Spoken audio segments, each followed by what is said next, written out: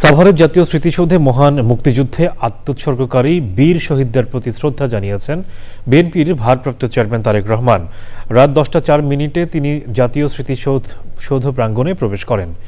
এ সময় দলের শীর্ষস্থানীয় নেতা ও বিপুল সংখ্যক নেতাকর্মী সঙ্গে নিয়ে তিনি বীর শহীদদের স্মরণ করেন। এর আগে বিএনপির পক্ষ থেকে নিয়ম অনুযায়ী বিকেলে স্মৃতিসৌধের বেদিতে ফুলেল শ্রদ্ধা নিবেদন করেন দলের নেতারা। তারেক রহমানের আগমনকে কেন্দ্র করে সাভার, আশুলিয়া সহ দেশের বিভিন্ন প্রান্ত থেকে হাজারো মানুষ জাতীয় স্মৃতিসৌধ এলাকায় জড়ো হন।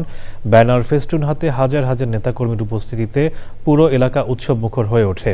এর আগে শুক্রবার বিকেল 4টা 40 মিনিটের দিকে তারেক রহমান শহীদ রাষ্ট্রপতি জিয়াউর রহমানের মাজারে পৌঁছে জিয়ারত করেন। সেখান থেকে স্মৃতিসৌধে যেতে সময় লাগে 5 ঘন্টা। শহীদ জিয়ার মাজার থেকে সাভার স্মৃতিসৌধে যাওয়ার সময় লাখো জনতা সড়কের দুই পাশে সমবেত হন।